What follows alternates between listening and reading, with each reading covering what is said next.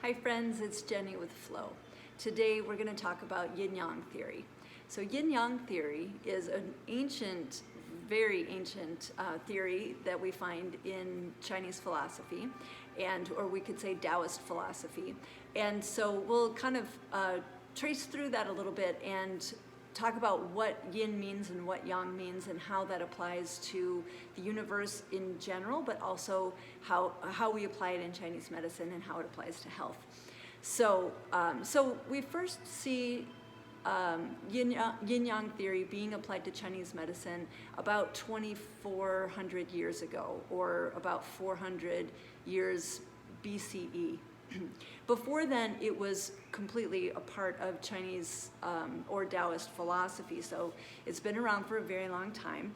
And so, and we can use yin-yang theory to kind of describe the universe and talk about relationships of things within the universe. So the Taoist cosmology goes like this, that in the beginning there was the Tao. And so what that means is the Tao means everything.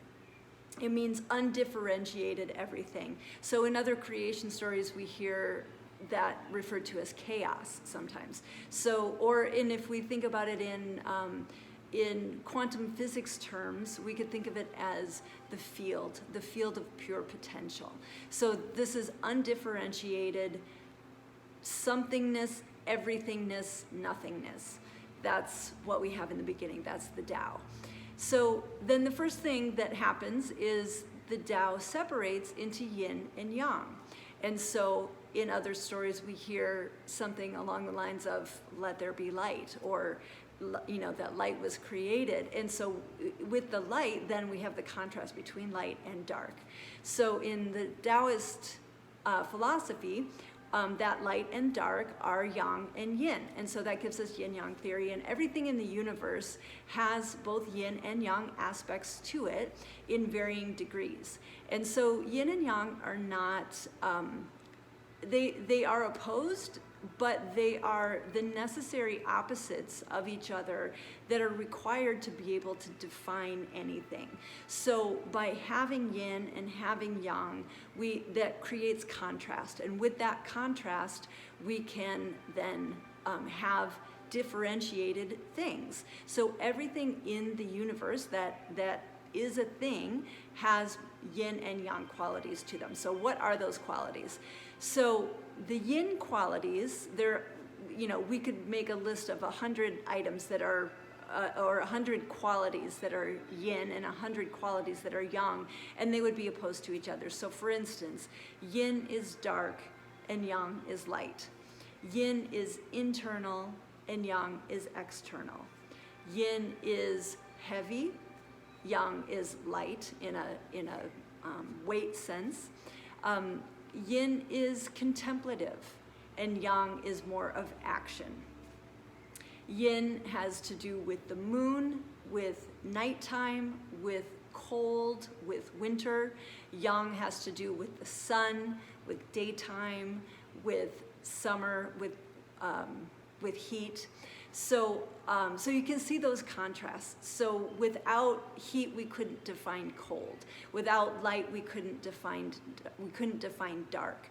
So one thing that's important in yin-yang theory is that neither yin nor yang is good nor bad. There's no judgment here. These are just things. They're simply aspects of the universe that are required to be able to define any other aspect of the universe. So we see yin and yang showing up in the universe, if we're talking about something that's deep or something that's soft versus something that's that has altitude, or something that's hard. So the deep and soft is yin, and the altitude and hard are yang. But even within the most yin, there are yang things, and within the most yang, there are yin things. So we're always finding yin and yang within everything. And if you picture the yin-yang symbol that I'm sure that you've seen lots of places, where it kind of looks like two teardrops, a black one and a white one, and but they're kind of curved and together make a circle. So in that yin-yang symbol, what we see is the dark side represents yin, the light side represents yang. But notice that in the part where there's the fullest expression of yin, deep in the center of that is a seed of yang. And likewise, where there is the fullest expression of yang, in the center of that is a seed of yin. So that yin-yang symbol is not meant to be a stationary symbol, it's meant to be a moving symbol. So yin and yang are constantly transforming, constantly moving. One turns into the other. So because balance is necessary, so yin and yang started from all potential in the universe. And as that potential separates out, we're neither gaining nor losing that potential. It's all still there. So there's balance. There must be balance. And that's what yin and yang are doing, is creating this balance in the universe. So at the highest expression of yang, there's a seed of yin inside of that, and yang turns into yin. And at the deepest expression of yin, there's a seed of yang inside of that, and yin turns into yang. And they constantly turn into each other. They face each other. They define each other. They show us what is one thing and what is another thing. And everything in the universe then is made up of varying degrees of yin and yang. And as we get into other videos about five-element theory, we'll see how each of the 5 elements, is a distinct expression of varying degrees of yin and yang. So let's talk about yin and yang in your life, and therefore in health, and what you can do to kind of think about that balance between yin and yang in your body and in your life. So in activity and in contemplation, we have yin and yang. So yin is quiet, yin is still, yin is internal, yin is form. Yang is external, yang is activity, yang is action and motion. So we need to have a balance of these things in our body and in our lives. If we have too much yin, eventually that yin will collapse and turn into yang, and vice versa. If we have too much yang, eventually that yang will collapse and turn into yin. So think about a time in your life of a lot of activity, where you were busy, and you were doing things and not taking breaks, maybe not eating well, not drinking enough water, and just go, like running on adrenaline.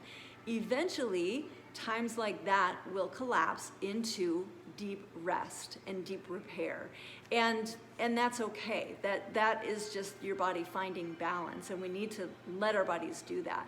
And so ideally, we're finding that balance to a nice degree daily. Now, it's always going to swing, because balance is sort of a pendulum, a moving pendulum quality to balance. So we'll always have days that maybe are more yin and days that are more yang. So days that are more quiet and still and contemplative, and days that are more active, more outside, more doing things, manipulating things, changing things. But we want to find the balance between those things. So consider in your own life how much yin and how much yang you have. And this is an exercise you can do if you want to do this as a journaling activity, or just something that you think about. And a beautiful balance of it would be something that you think about, so it's internal, is contemplative, but you think about it while you're moving, so while you're on a walk. And so we have both yin and yang qualities to this contemplation. So what I want you to think about is how much yin you have in your life. So how much yin is there? Like, how often are you internal? How much time do you spend internal, thinking about things, thinking about things, but not necessarily ruminating on things, but just being quiet and being internal. This might look like meditation. This might look like being in the flow. So maybe it's being in a creative state where you're working in the garden, or you're drawing or painting or writing, something creative where you get in that flow state. And it could be anything. You could be working on a car or whatever puts you in that flow state. So how much time do you spend in that internal quiet mind flow state? And how much time do you spend in a more active external state? So active and external meaning interacting with others or actively doing things, manipulating your environment, moving your body, having activities going on, or even directing what other people are doing and that sort of thing. So even for a day, you can kind of create this exercise for yourself and kind of walk yourself mentally through a day and give yourself a mark for each kind of segment of time that you spend doing more internal activities, and give yourself a mark for each segment of time that you spend doing external activities.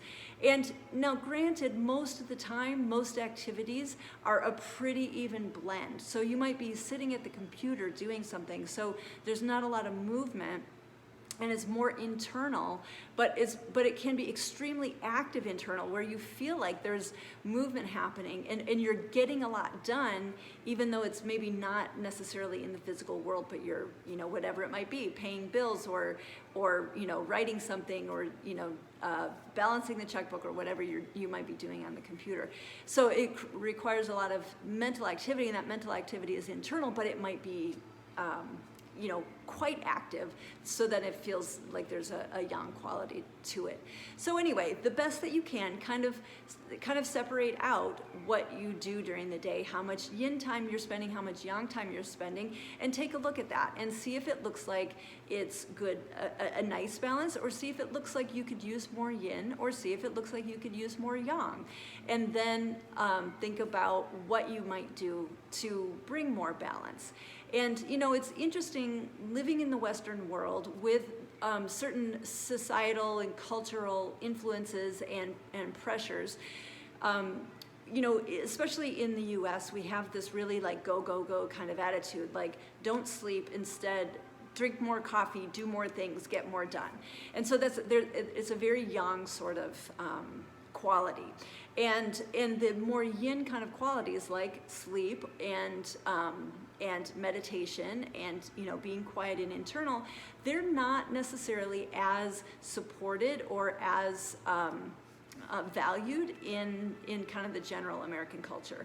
And so sometimes it can be hard for us to feel like we're doing the right thing by taking time to be more internal and be quiet and be still.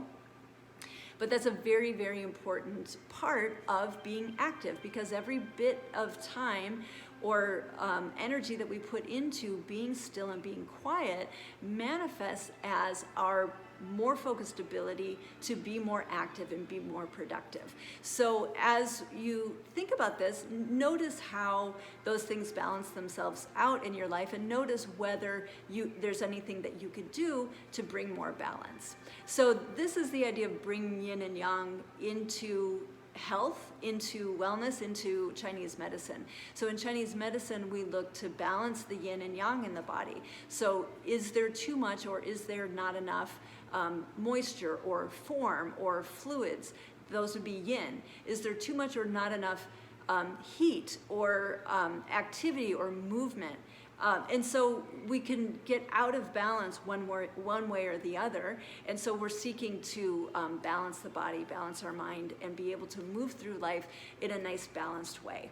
So that kind of wraps up our chat today about yin-yang theory. So I hope this was helpful and enlightening. And I look forward to hearing from you about what you find out about your own balance of yin and yang in your body, and what you might be interested in doing to shift things if you are noticing that you have too much yin or you have too much yang in your life. All right, so thanks so much for tuning in today, and I look forward to seeing you all at Flow, or seeing you all just out in the universe. So to book appointments at Flow, you can go online to Live Life in the Flow at .jnapp.com, and you can schedule appointments for yourself. And other than that, be well, and I will see you soon. Blessings.